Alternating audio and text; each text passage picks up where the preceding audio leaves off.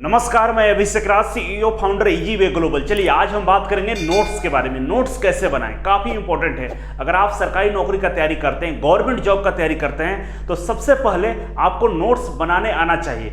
आप देखे होंगे अपने आसपास ऐसे बच्चों को नौकरी मिल जाता है, ऐसे छात्रों को नौकरी मिल जाता है जो पढ़ने में बहुत ज्यादा तेज नहीं था, एवरेज स्टूडेंट था, लेकिन उसको नौकरी मिल गया। और जो पढ़ने में बहुत ज़्यादा तेज था, जो अपने क्लास में टॉपर अगर था, उसको अभी तक नौकरी नहीं मिला है। इसका एक ही कारण है कि उसने नोट्स प्रॉपर बनाया था। उसको आइडिया था कि एग्जाम के लिए किस तरह का नोट्स बनाना चाहिए। लेकिन जो लड़का तेज था उसको नोट्स बनाने नहीं आया, और जब नोट्स बनाने नहीं आता है तो आपको पढ़ने का तरीका नहीं मालूम है। तो चलिए आज हम बताएंगे आपको कि नोट्स कैसे बनाना है। इस वीडियो को अच्छे से देख लिए और अपने जिंदगी में इंप्लीमेंट कर दिए तो मैं गारंटी दे सकता हूं कि आपको 100% नौकरी मिल जाएगा। ये फॉर्मूला बेहद ही कारगर है। मैं आपको ये फॉर्मूला जो बता रहा हूं, ये मैंने खुद अपने ऊपर अप्लाई किया है और मैंने भी कॉम्पिटिटिव एग्जाम निकाला है मात्र इसी फॉर्मूले के बेस पे, और बहुत ही कम टाइम में, मात्र 6 महीने में आप अपना तैयारी 100% कर लेंगे। तैयारी के लिए पूरी जिंदगी नहीं देना होता है। आपको अगर टेक्निक पता है, आपको अगर तरीका पता है, तो मात्र 6 महीने में आप तैयार हो सकते हैं किसी भी कॉम्पिटिटिव एग्जाम को निकालने के लिए। तो वो तरीका मैं बताने वाला हूं। यहाँ आपसे रिक्वेस्ट है कि इस चैनल को सब्सक्राइब कर लीजिए, और मेरे पास एक फेसबुक ग्रुप है, इसमें 2,42,000 मेंबर जुड़े हुए हैं। आप भी इस ग्रुप को ज्वाइन कर लीजिए। इस ग्रुप में जोड़ने से फायदा ये होगा कि बहुत सारा लेटेस्ट न्यूज, कैंपस प्लेसमेंट, सबका जानकारी आपको सबसे पहले पता चलेगा। तो चलिए तो शुरुआत करेंगे कि सबसे पहले आपको मार्केट से 3 कॉपी खरीद के लाना है, और ये 3 कॉपी होगा जिसका नाम होगा, पहला कॉपी है नोट्स कॉपी या सेल्फ स्टडी कॉपी बोल सकते हैं, दूसरा है क्वेश्चंस बैंक कॉपी, और तीसरा है प्रॉब्लम कॉपी। ये तीनों कॉपी का अलग अलग काम है, अलग अलग तरीके से इसमें लिखना है। तो चलिए 1 बाय 1 करके हम समझते हैं कि किस कॉपी में क्या लिखना है। ठीक है, तो पहला है नोट्स। नोट्स कैसे बनाना है, सेल्फ स्टडी कैसे करना है, सेल्फ स्टडी नोट्स कैसे बनाना है। तो 2 तरह के छात्र होते हैं। एक वैसे छात्र जो खुद पढ़ाई करते हैं, कहीं कोचिंग ज्वाइन नहीं करते हैं, और दूसरा छात्र ऐसे होते हैं जो कोचिंग ज्वाइन करते हैं। तो यहां जो मैं बताने वाला हूं वैसे छात्र के बारे में जो कोचिंग ज्वाइन कर चुका है। तो आइए समझते हैं। तो अगर आप किसी कोचिंग इंस्टीट्यूट को ज्वाइन किए हैं तो आपको क्या करना होता है कि जो सर लेक्चर दे रहे हैं, जो सर आपको पढ़ा रहे हैं, उसी को नोट डाउन करना पड़ता है।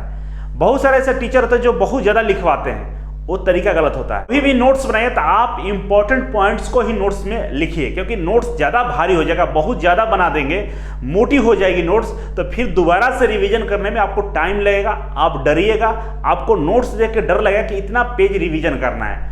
इसीलिए नोट्स में लिखते समय आपको ध्यान रखना है इंपॉर्टेंट पॉइंट्स को लिखना है। जो चीजें आपको पता है, या बेवजह की लाइनें मत लिखा कीजिए। जैसे आपको यहां पर समझाएंगे, मान लीजिए कोई चैप्टर है, कोई चैप्टर का नाम ले लीजिए, जैसे फिटर के हैं तो मार्किंग टूल, कटिंग टूल, अगर आप इलेक्ट्रीशियन हैं तो बेसिक इलेक्ट्रिसिटी हो गया, ट्रांसफार्मर हो गया, तो कोई भी चैप्टर का नाम लिख सकते हैं। तो मान लीजिए मैं एग्जाम्पल के लिए यहां पर चैप्टर 1 लिख देता हूं, तो आपको भी अपने कॉपी के पहला पेज पे चैप्टर 1 ऐसे लिख लेना है। ये चैप्टर 1 हो गया। हर चैप्टर के अंदर में टॉपिक होता है, एक चैप्टर में 5, 6, 10 टॉपिक होती हैं। तो जो भी आप लिख रहे हैं तो इस बात को ध्यान रखें किस टॉपिक को लिख रहे हैं। उस चैप्टर के अंदर में जो भी टॉपिक है, जैसे फिटर का हम मानते हैं मार्किंग टूल, बहुत सारे मार्किंग टूल होते हैं, और उसमें से एक टॉपिक है पंच। तो पंच के बारे में हम लिख देते हैं, यहाँ पर पंच, हम टॉपिक का नाम लिख देंगे पंच। अब पंच के बारे में नोट्स बना रहे हैं, तो नोट्स आपको 1 लाइनर होना चाहिए, 1 लाइन का नोट्स होना चाहिए। 1 लाइनर, लाइन बाई लाइन में लिखना है, कहानी नहीं लिखना है। जैसे यहां पर हम लिखेंगे पंच एक मार्किंग टूल है। पंच क्या है? एक मार्किंग टूल है, एक मार्किंग टूल्स है। ये हो गया। नेक्स्ट पॉइंट लिखेंगे, मान लीजिए इसी का नेक्स्ट पॉइंट है पंच कहें तो अलग लिखेंगे, अब इसी में आगे नहीं लिखेंगे, अलग पॉइंट लगे लिखेंगे। तो मान लीजिए यहां पर हम लिखते हैं मुख्यतया 3 प्रकार का होता है। ऐसे बहुत सारा होता है, लेकिन हम 3 प्रकार ही यहां पर आपको बता रहे हैं। मुख्यतः 3 प्रकार का होता है। कौन कौन भाई 3 प्रकार? तो यहां पर 3 प्रकार बना दीजिए। पहला होता है सेंटर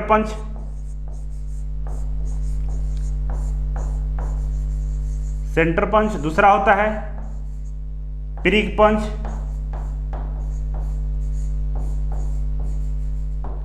अब सेंटर पंच का जो एंगल होता है 90 डिग्री होता है।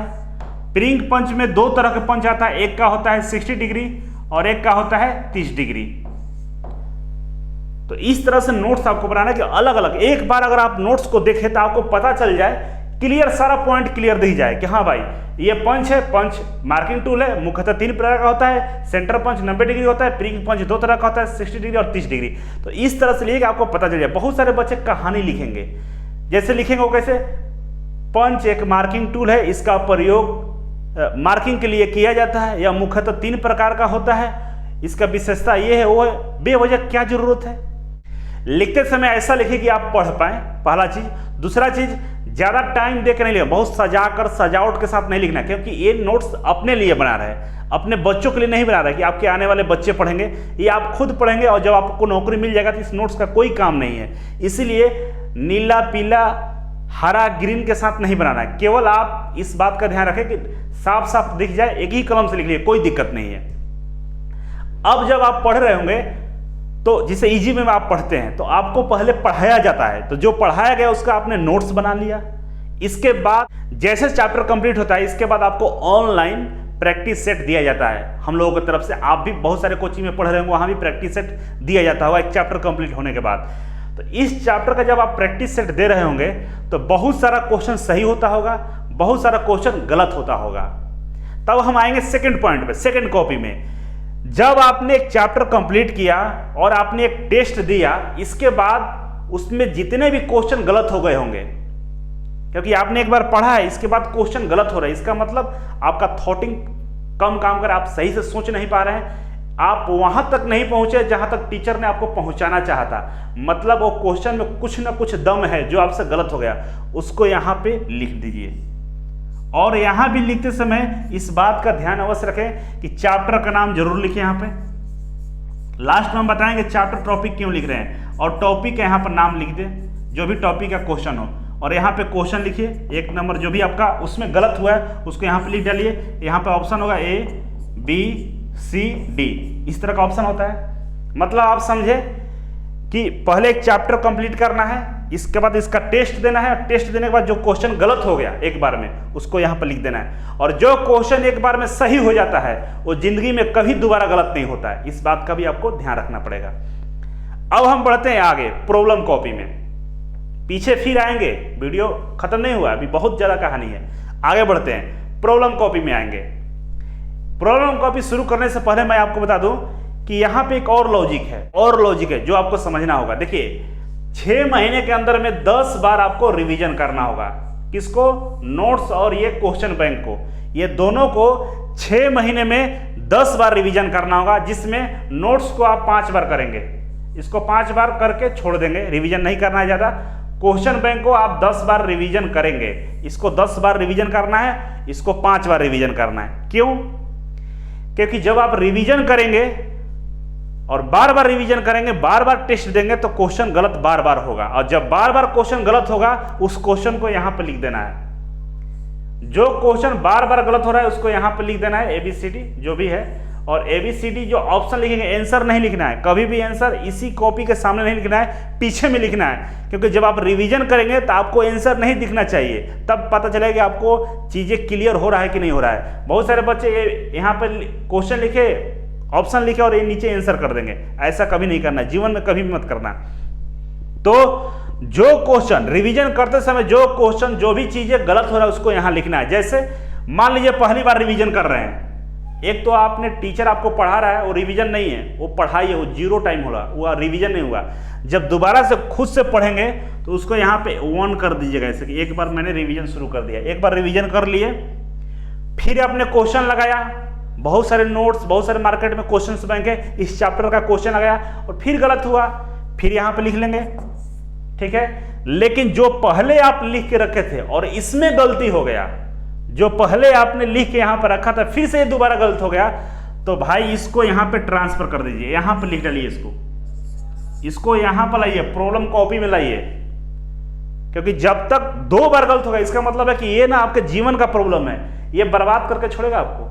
एग्जाम में ये आएगा और यही क्वेश्चन आप नहीं कीजिएगा, इसी से नौकरी नहीं मिलने वाला है। तो इसको लाइए, प्रॉब्लम कॉपी में डालिए, फिर क्या किए, रिवीजन हो गया, दूसरा बार चला रिवीजन करने, दूसरा बार रिवीजन, 2 नंबर यहां डाल दीजिएगा, दूसरा बार रिवीजन कर रहे हैं, 10 बार करना है दोनों को मिलाकर, मतलब इसको 5 बार करना और इसको 10 बार। तो दूसरा बार रिवीजन करते, फिर रिवीजन किए, फिर क्वेश्चन गलत हो गया, तो मान लीजिए आपके नया क्वेश्चन आया तो नया क्वेश्चन यहां पर डालिए, जो एक बार गलत हो रहा है उसको यहां डालिए, लेकिन फिर इसमें जो क्वेश्चन थे फिर दोबारा गलत हो गया तो फिर यहां पर डालिए। ऐसे आपको 10 बार करना है। कभी कभी आपको यह भी लगेगा कि ये हम बार बार भूल जा रहे हैं कि सेंटर पंच 90 डिग्री का होता है, हम बार बार भूल जा रहे हैं कि सेंटर पंच 90 डिग्री का होता है, इतना याद किए फिर भी भूल जा रहे हैं। इसको यहां से निकालिए और यहां पर लिख दीजिए नोट्स करके कि भाई सेंटर पंच जो होता है ना 90 डिग्री का होता है सेंटर पंच, और इसको घेर दीजिए। नोट्स को भी यहां लिखना है, प्रॉब्लम कॉपी में अपने पढ़ाई का सारा प्रॉब्लम यहां लिखना है, और यही वो कॉपी है जो आपको नौकरी नहीं होने दे रहा है। इसी कॉपी को तैयार कर लेंगे तो आपका नौकरी हो जाएगा। मान लीजिए एग्जाम्पल के लिए दिल्ली मेट्रो का एग्जाम है अगले 1 जुलाई को, और आज है आपका 15 जून।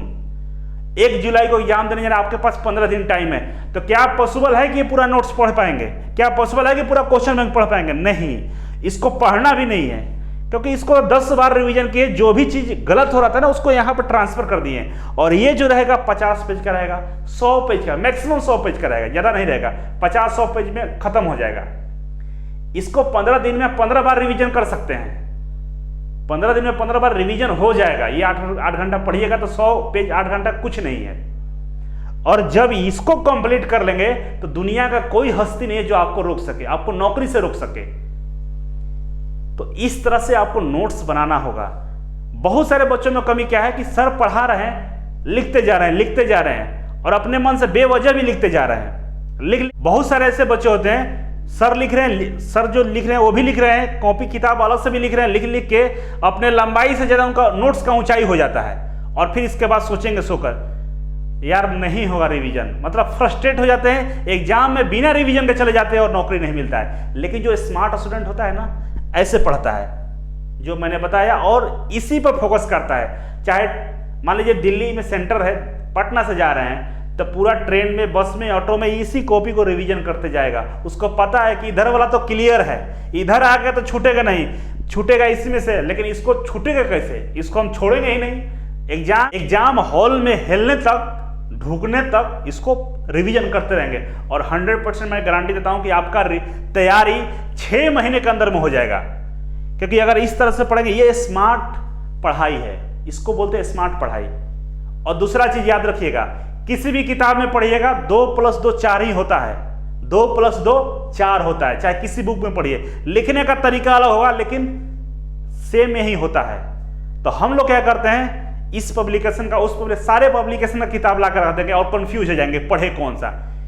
एक पब्लिकेशन किसी को टारगेट कीजिए, एक ही पब्लिकेशन रखिए अपने पास, एक ही टीचर के पास पढ़िए, उसी के बात मानिए और तैयारी कीजिए, 100% नौकरी मिल जाएगा। लेकिन अगर घूमते रहेंगे तो कुछ नहीं होने वाला है। आप 1000 किताब पढ़ लेंगे, आपका दिमाग का लेवल बहुत ज्यादा बढ़ जाएगा, बहुत जानकारी हो जाएगा, नौकरी नहीं मिलेगा। नौकरी के लिए बहुत ज्यादा पढ़ना नहीं होता है, और बहुत ज्यादा पढ़िएगा तो नौकरी नहीं मिलेगा। नौकरी के लिए बहुत कम पढ़ना होता है, सॉलिड कंटेंट पढ़ना होता है। सॉलिड कंटेंट, सॉलिड समझते हैं ना, वही पढ़ेंगे जो आने वाला है, वही पढ़ेंगे जो आने वाला है। जो नहीं आने वाला उसको देखेंगे भी नहीं, मतलब ही नहीं है, देखना ही नहीं, हमको नहीं पता है। बेवजह का मेमोरी क्यों फुल करेंगे? आपका जो मस्तिष्क है ना, माइंड, इसकी भी एक कैपेसिटी होती है, इसमें आलतू फालतू की चीजें भर देंगे तो फिर जो ओरिजिनल कंटेंट है वो चला जाएगा, वो एग्जाम के टाइम में रिकवर नहीं होगा। तो इसलिए जितना ब्रेन है इसको खाली रखिए, इसका यूज कीजिए, सॉलिड कंटेंट को रखिए अपने अंदर, बाकी टेम्पोररी को बाहर निकाल दीजिए, कोई मतलब ही नहीं रहता है। एक ट्रिक और मैं बताता हूं, अगर आप किसी भी टारगेट को अचीव करना चाहते हैं, स्टूडेंट है और आप चाहते हैं कि गवर्नमेंट जॉब ले ले, कोई बड़े लक्ष्य का तैयारी कर रहे हैं, तो आपको छात्र बनना पड़ेगा। तो क्या आप छात्र हैं? क्या आपको पता है कि आप छात्र? टेस्ट किए कभी अपने आप को? तो आज मैं आपको टेस्ट करने का तरीका बताता हूं, टेस्ट कीजिएगा। छात्र वही होता है जो लगातार 3 से 4 घंटा कंटिन्यूअस बैठे, और उस बैठते समय 3 से 4 घंटा जब स्टडी करे, उस स्टडी के दौरान उसको पेशाब नहीं लगना चाहिए, उसको प्यास नहीं लगना चाहिए। 2 चीजों पर अगर कंट्रोल कर लिया है और 3 घंटा बैठ जा रहा है, तो समझ लीजिए कि वो छात्र सफल हो जाएगा, उसको नौकरी मिलेगा।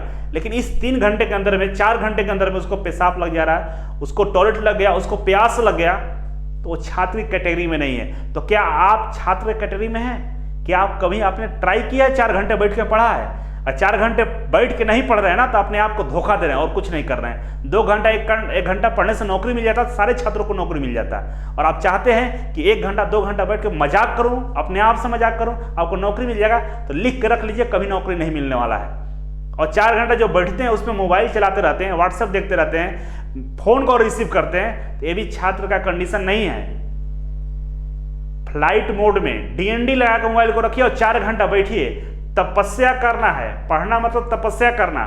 जब तक लीन नहीं हो जाएंगे, जब आप ऐसे पढ़े ना कि आसपास कोई लोग हल्ला भी करता है आपको पता ना चले, इस तरह से पढ़ाई करना होगा। आप ना अपने जीवन से मजाक करते हैं। आप जो पढ़ते हैं, आप नहीं पढ़ते हैं, आपके गार्जियन, आपके मम्मी पापा के अरमान आपके साथ पढ़ता है, आपके घर वालों को उम्मीद जुड़ा हुआ है, आप उस उम्मीद को तोड़ते हैं, आप उनके यकीन को तोड़ते हैं, उनको पैसों को आप बर्बाद करते हैं। जरा सोचिएगा कि जो अभी आप 4 घंटा नहीं पढ़ पा रहे हैं, और यही 2 साल बाद 3 साल बाद कंपनियों में आपको 8-8 घंटे काम करना पड़ेगा, खड़े होकर काम करना पड़ेगा, और रो भी लीजिएगा तो कुछ नहीं होने वाला, काम करना पड़ेगा क्योंकि पैसा चाहिए।